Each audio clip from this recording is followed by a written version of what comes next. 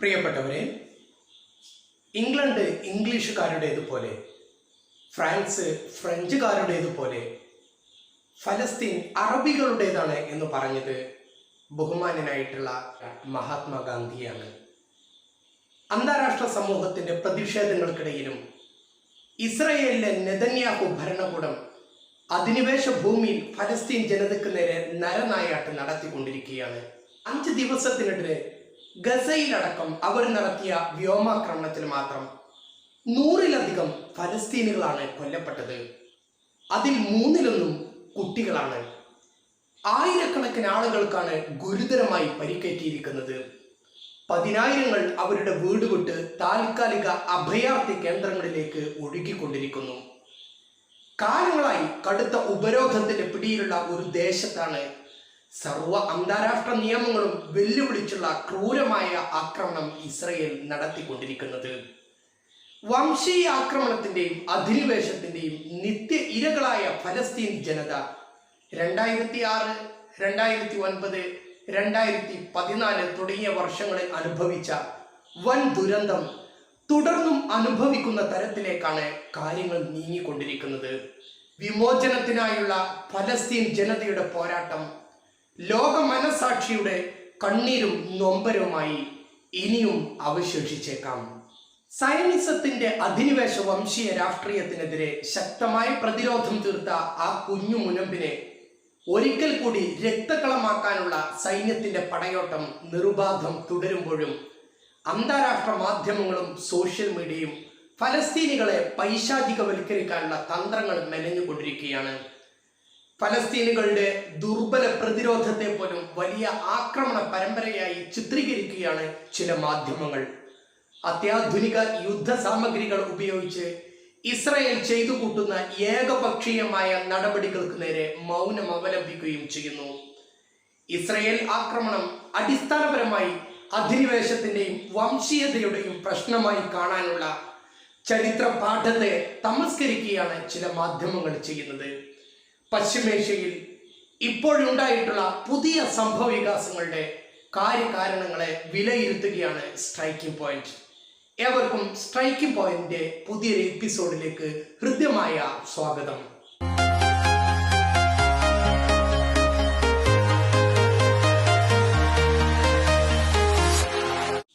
പശ്ചിമേഷ്യയിൽ ഫലസ്തീനും ഇസ്രയേലും ഇടയിൽ പുതിയ സംഘർഷങ്ങൾക്ക് വഴിവെച്ചത് ഷെയ്ഖ് ജറാഹ് പ്രദേശത്ത് ഇസ്രയേൽ നടത്തിയ കുടിയൊഴിപ്പിക്കലാണ്.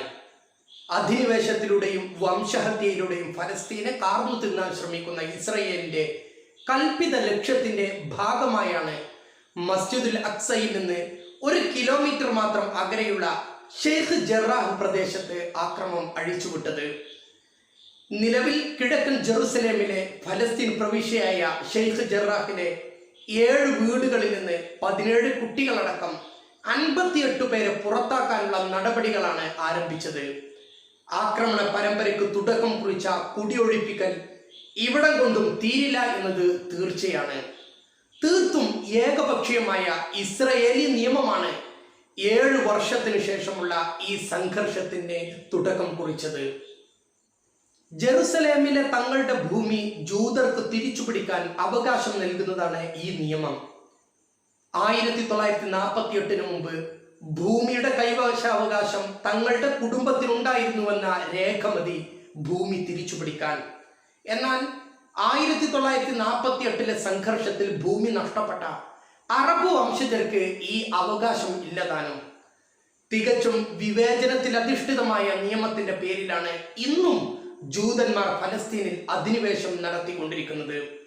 അതിന്റെ ഭാഗമാണ് ഷെയ്ഖ് ജറാഹിലെ പുതിയ സംഘർഷത്തിന് കാരണമായ കുടിയൊഴിപ്പിക്കലും.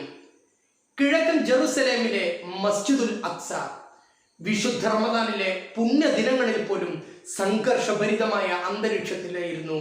ആ മസ്ജിദിൽ റമദാൻ 27-ാം തീയതി ലൈലത്തുൽ ഖദറിനെ പ്രതീക്ഷിച്ചിരുന്ന വിശ്വാസികൾക്ക് നേരെ ഇസ്രായേൽ സൈന്യത്തിന്റെ റബ്ബർ ബുള്ളറ്റ് ചീറിപ്പാഞ്ഞു വന്നത്.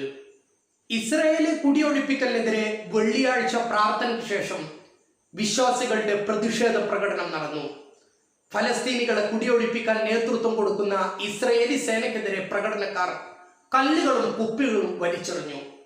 ടിയർ ഗ്യാസും റബ്ബർ ബുള്ളറ്റും ഉപയോഗിച്ച് ഇസ്രായേൽ സേന തിരിച്ചടിച്ചു. കുട്ടികളും സ്ത്രീകളും അടക്കം ധാരാളം ആളുകൾക്ക് പരിക്കേറ്റു. ഷെയ്ഖ് ജറാഹ് കോളനിയിലും ബാബുൽ ആമൂദിലും മസ്ജിദുൽ അക്സക്ക് ചുറ്റുമുള്ള പ്രദേശത്തെ ചില നിവാസികൾക്കുമെതിരെയും കടന്നാക്രമണം നടത്തിക്കൊണ്ട് അധിനിവേശ സേനയും ജൂത കുടിയേറ്റക്കാരും റമദാൻ ആദ്യം മുതൽക്ക് തുടങ്ങിയതാണ് ഈ കുൽസിത പ്രവർത്തനങ്ങൾ. എബ്രായ യെരുശലേം ദിനം എന്ന് അവർ വിശേഷിപ്പിക്കുന്ന റമദാൻ 28-ന് അത് മൂർധന്യ അവസ്ഥയിൽ എത്തിയെന്ന് മാത്രം. 1967 റമദാൻ 28-നാണ് ഇസ്രായേൽ കിഴക്കൻ ജെറുസലേം അധിനിവേശത്തിലാക്കിയത്. ഒരു സംക്ഷിപ്ത പ്രസ്താവന ഇറക്കിക്കൊണ്ട് ഗാസ രംഗത്തിറങ്ങി. ശക്തമായിരുന്നു ആ പ്രസ്താവനയുടെ ശൈലി. മസ്ജിദുൽ അക്സയിൽ ഭജനം ഇരിക്കുന്നവർക്കെതിരെയുള്ള ഉപരോധം 2 മണിക്കൂറിനകം ഇസ്രായേൽ അവസാനിപ്പിക്കാത്ത പക്ഷം ഞങ്ങളുടെ തിരിച്ചടി അവർ കാത്തിരുന്നു കൊള്ളട്ടെ. സമയപരിധി കഴിഞ്ഞതും ഇസ്രായേലിന് നേരെ ഹമാസ് മിസൈൽ വർഷിച്ചു. 150ഓളം മിസൈലുകൾ ജെറുസലേം, അസ്കലാൻ, സദീറത്ത് തുടങ്ങിയ അധിനിവേശ നഗരങ്ങളിൽ ചെന്ന് പതിച്ചു. മാത്രമല്ല, ഇസ്രായേലിന്റെ ഇരുമ്പ് കവചങ്ങൾ ഭേദിച്ച് ചില മിസൈലുകൾ ടെല്ലവീവിലും ചെന്ന് പതിച്ചു.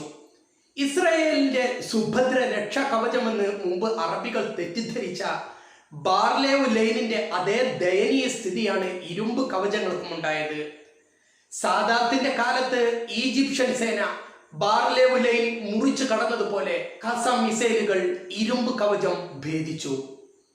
ജെറുസലേം നഗരം യഹൂദർക്കും ക്രിസ്ത്യാനികൾക്കും മുസ്ലിങ്ങൾക്കും ഒരുപോലെ പുണ്യമാക്കപ്പെട്ട നഗരം.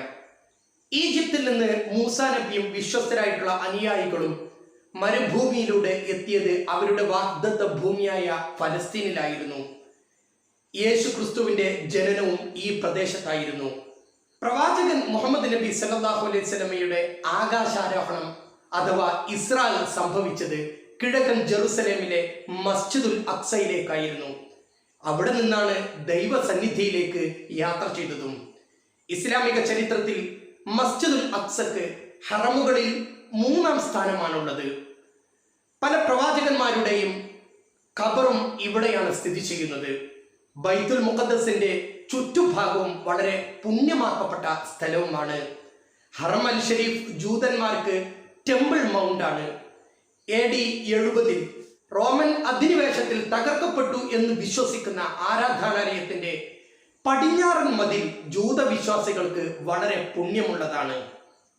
മുസ്ലിങ്ങൾക്കും ജൂതന്മാർക്കുമിടയിൽ വളരെ സങ്കീർണമായ അധികാരം പങ്കിടലാണ് ഇവിടെ. ഈ പ്രദേശത്ത് ആളുകൾക്ക് പ്രവേശനം സംബന്ധിച്ച നിയന്ത്രണം ഇസ്രായേലിനും ആരാധനാവകാശം മുസ്ലിങ്ങൾക്കും എന്നതാണ് രീതി. ജൂതന്മാർക്ക് പ്രാർത്ഥനാവകാശം പടിഞ്ഞാറൻ മതിലിന്റെ പരിസരത്ത് മാത്രമാണ് ഉണ്ടായിരുന്നത്. എന്നാൽ 2000-ൽ ഏരിയൽ ഷാരോൺ എന്ന ഇസ്രായേൽ നേതാവ് ആ പ്രദേശത്തേക്ക് പ്രവേശിച്ചതിൽ വലിയ ഒരു സംഘർഷത്തിന് കാരണമായിട്ട് മാറി. ഇതായിരുന്നു 2-ാം ഇൻതിഫാദ അഥവാ ജനകീയ പ്രക്ഷോഭത്തിന്റെ തുടക്കം. 5 വർഷം നീണ്ടുനിന്ന സംഘർഷത്തിൽ 3000-ഓളം ഫലസ്തീനികൾക്കും 1000-ഓളം ഇസ്രായേലുകാർക്കും ജീവൻ നഷ്ടപ്പെടുകയുണ്ടായി. ജൂത മുസ്ലിം സംഘർഷത്താൽ ജെറുസലേം നഗരം അഗ്നിക്കിരയാകാൻ തുടങ്ങിയിട്ട് ദശകങ്ങളായി. ഫലസ്തീനും ഇസ്രായേലും ജെറുസലേമിനെ തലസ്ഥാന നഗരമെന്ന് അവകാശപ്പെടുന്നു.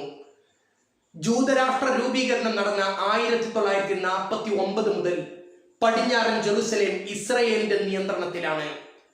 ഫലസ്തീൻ എന്ന പ്രദേശത്ത് സാവധാനം കയറിക്കൂടി അധിനിവേശം നടത്തിയിട്ടാണ് ഇസ്രായേൽ എന്ന രാഷ്ട്രം തന്നെ രൂപവൽക്കരിക്കുന്നത്. ഇസ്രായേലിന് വേണ്ടി വാദിക്കുന്നവർ ഉയർത്തുന്ന ചില ന്യായങ്ങളുണ്ട്.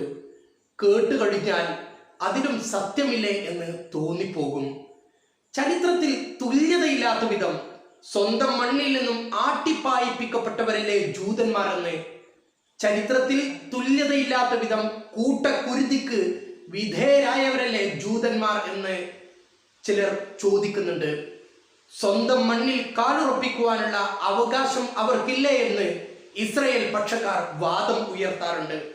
ഈ ചോദ്യം നിഷ്കളങ്കരായ ജനതയെ വഴിതെറ്റിക്കുന്നതുമാണ്. ജൂതന്മാർ ആട്ടിയോടിക്കപ്പെട്ടിട്ടുണ്ട്, വേട്ടയാടപ്പെട്ടിട്ടുമുണ്ട്. പക്ഷെ അതിനെല്ലാം ആരോടാണ് അവർ പ്രതികാരം ചെയ്യേണ്ടത് എന്നാണ് പ്രധാന ചോദ്യം. ആരാണോ ജൂതന്മാരെ ആട്ടിയോടിച്ചതും ഗ്യാസ് ചേംബറുകളിലിട്ട് ചുട്ടതും അവരോടല്ലേ അവർ പ്രതികാരം ചോദിക്കേണ്ടത്? അവരോടല്ലേ അവർ പ്രതികാരം ചെയ്യേണ്ടത്? ആ ചെയ്തതൊന്നും അറബികളും ഫലസ്തീനുകളുമായിരുന്നില്ല. ആദ്യമായി ജൂതന്മാരുടെ നാട് തകർത്തതും കുടിയിറക്കിയതും ബാബിലോണിയൻ സേനാ നായകനായിരുന്ന ബുക്കഡ്നെസർ ആയിരുന്നു. BC 586 അവരുടെ ഹൈക്കൽ സുലൈമാൻ നശിപ്പിച്ചതും ആട്ടിയോടിച്ചതും. കാലക്രമത്തിൽ അവർ പിന്നെയും അവിടെ തന്നെ വന്നുകൂടി. വീണ്ടും അവർ ആട്ടിയോടിക്കപ്പെട്ടു. ആ രണ്ടാം നിഷ്കാസനത്തിന് പിന്നിൽ റോമൻ സാമ്രാജ്യത്തിന്റെ സേനാ നായകനായിരുന്ന ടൈറ്റസ് ആയിരുന്നു. BC 63 ഈ രണ്ട് സംഭവത്തിന് പിന്നിലും അറബികളോ ഫലസ്തീനുകളോ അല്ല, ഗ്യാസ് ചേംബറുകളിലിട്ട് ജൂതന്മാരെ കൊന്നുകളഞ്ഞത് ജർമ്മൻ നാസികളാണ്. എന്നിട്ടും ഫലസ്തീനുകളോടാണ് ഈ ക്രൂരത ചെയ്യുന്നത്. എങ്ങനെ ഇത് അംഗീകരിക്കാൻ കഴിയും? ഒന്നാം ലോക മഹായുദ്ധത്തിന് ശേഷം ഒട്ടോമൻ തുർക്കി ഖിലാഫത്തിന്റെ ഭൂമി വീതം വെച്ചെടുത്ത സാമ്രാജ്യത്വ ശക്തികളാണ് ഫലസ്തീനുകളോട് അവഗണന കാണിച്ചത്. 1917 ബാൽഫർ ഡിക്ലറേഷൻ ഫലസ്തീനുകളുടെ മണ്ണ് വാങ്ങിയും പാട്ടത്തിനെടുത്തും സ്വന്തമാക്കാനും ജൂതന്മാർക്ക് ഫലസ്തീനിലേക്ക് അധിനിവേശം നടത്താനും വേണ്ടി ബ്രിട്ടൻ ചെയ്തു കൊടുത്ത ഒരു ചതിയായിരുന്നു. രാഷ്ട്രീയ മേൽക്കോയ്മയുടെ പേരിൽ ഫലസ്തീനിലെ മണ്ണ് വിൽക്കാനും കൊടുക്കാനും തങ്ങൾക്ക് അവകാശമുണ്ടെന്ന് ഡിക്ലെയർ ചെയ്യുമ്പോൾ നൂറ്റാണ്ടുകളായി അവിടെ താമസിക്കുന്ന ഫലസ്തീനുകളെ ആട്ടിയിറക്കേണ്ടി വരുമെന്ന് അവർ ചിന്തിച്ചതേയില്ല. 1947 നവംബർ 29 ഫലസ്തീനിന്റെ മണ്ണിൽ ജൂതരാഷ്ട്രം സ്ഥാപിക്കാൻ പ്രമേയം പാസാക്കുമ്പോൾ വീണ്ടും അവർ ചതിക്കപ്പെട്ടു. UN ബാനറിൽ എല്ലാവരും ചേർന്നാണ് ആ ചതി നടത്തിയത്. അമേരിക്കയും റഷ്യയും ചേർന്ന് ഫലസ്തീനെ പിളർത്തിക്കൊണ്ട് ഇസ്രയേലിനെ അവിടെ അടിച്ചേൽപ്പിക്കുകയായിരുന്നു. 1948 പോളണ്ടുകാരനായിട്ടുള്ള ജൂത നേതാവ് ഡേവിഡ് ബെൻ ഗുറിയനാണ് ഫലസ്തീനിൽ സ്റ്റേറ്റ് ഓഫ് ഇസ്രയേൽ എന്നുള്ളത് പ്രഖ്യാപിച്ചത്. ഫലസ്തീനെ 3 ഭാഗങ്ങളാക്കുന്നതാണ് വിഭജന പദ്ധതി. 4000 ചതുരശ്ര മൈൽ അറബികൾക്കും 5338 ചതുരശ്ര മൈൽ സ്ഥലം ജൂതന്മാർക്കും ജെറുസലേമും ചുറ്റുവട്ടം ഉൾപ്പെടുന്ന 280 ചതുരശ്ര മൈൽ ഐക്യരാഷ്ട്രസഭക്കും കീഴിലാക്കി. അവശിഷ്ട ഫലസ്തീൻ ഭൂമിയിൽ ഫലസ്തീൻ രാഷ്ട്രം രൂപീകരിക്കാതെ ഗസ മുനമ്പ് ഈജിപ്തിന്റെയും വെസ്റ്റ് ബാങ്ക് ജോർദാന്റെയും സംരക്ഷണത്തിലാക്കി.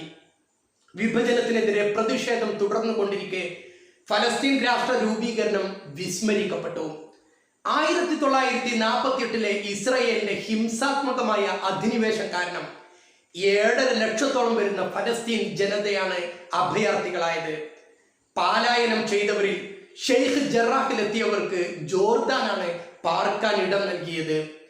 1956 ജോർദാനും ഐക്യരാഷ്ട്രസഭയുടെ ഏജൻസിയും 3 വർഷത്തിനു ശേഷം ഈ അഭയാർത്ഥികളുടെ വീടുകളുടെ ഉടമസ്ഥത അഭയാർത്ഥികൾക്ക് തന്നെ നൽകുമെന്ന തീരുമാനത്തിൽ എത്തി.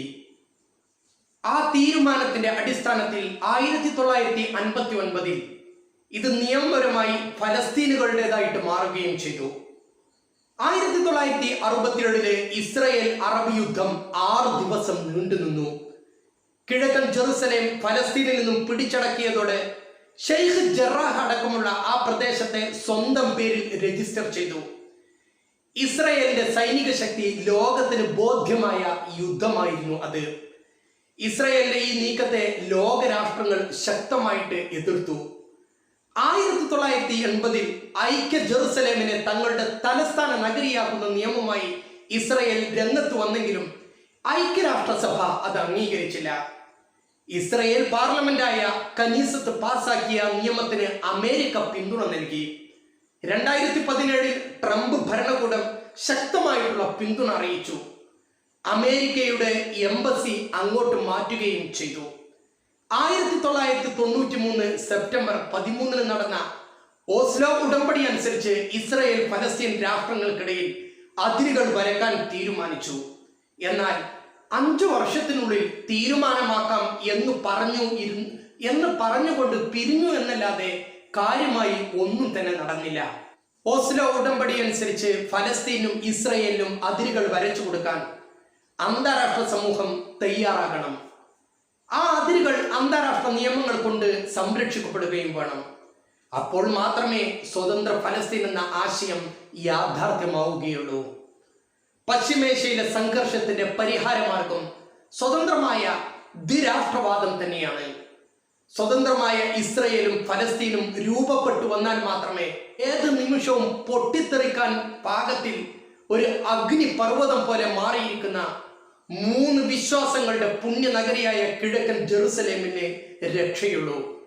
ചെറിയൊരു തീപ്പൊരി വീണാൽ ആടിക്കത്തുന്ന വൈകാരിക പ്രദേശമാണ് ജെറുസലേം. അവിടെ ശാശ്വതമായിട്ടുള്ള സമാധാനം പുനഃസ്ഥാപിക്കാൻ അന്താരാഷ്ട്ര സമൂഹം ഉണർന്ന് പ്രവർത്തിക്കേണ്ട സമയം അതിക്രമിച്ചിരിക്കുകയാണ്. കൊന്നും അധിനിവേശം ചെയ്തും സ്വന്തം പ്രദേശത്തു നിന്നും ആട്ടിപ്പായിക്കാൻ പറ്റിയ ഒരു ജനത എന്നതിൽ നിന്നും കുടിയേറ്റത്തെ ചെറുക്കാൻ കെൽപ്പുറ്റ ഒരു ജനതയായി മാറിക്കൊണ്ട് ഫലസ്തീനിലെ ചുണക്കുട്ടികൾക്ക് സമവാക്യങ്ങൾ മാറ്റിമറിക്കാൻ സാധിച്ചിരിക്കുന്നു. ഈ മണ്ണിന്റെ അവകാശികൾ തങ്ങളാണെന്നും അധിനിവേശ ശക്തി തങ്ങളിൽ നിന്ന് കവരുകയാണെന്നുമുള്ള യാഥാർത്ഥ്യം ലോകത്തിന് മുന്നിൽ സ്ഥാപിക്കുന്നതിൽ അവർ വിജയിച്ചിരിക്കുന്നു. ലോകത്തിന് ഈ സത്യം അറിയാഞ്ഞിട്ടൊന്നുമല്ല, അവർ കണ്ണടച്ച് ഇരുട്ടാക്കാൻ ശ്രമിക്കുക എന്നേ ഉള്ളൂ. വഴങ്ങാത്ത ആ ജനതയ്ക്കെതിരെ ഇസ്രായേൽ നടത്തുന്ന ഭീകരതയുടെ നഗ്നമായ വഷളത്തരം തുറന്നു കാട്ടാൻ അവർക്ക് സാധിച്ചിരിക്കുകയാണ്.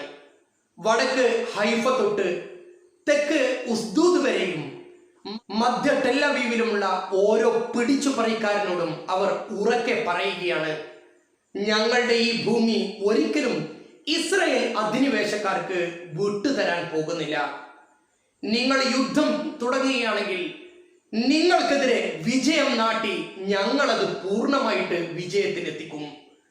അധിനിവേശ പ്രദേശങ്ങളിലെങ്ങും മുഴങ്ങുകയാണ് ഈ മുന്നറിയിപ്പിന്റെ ശബ്ദം.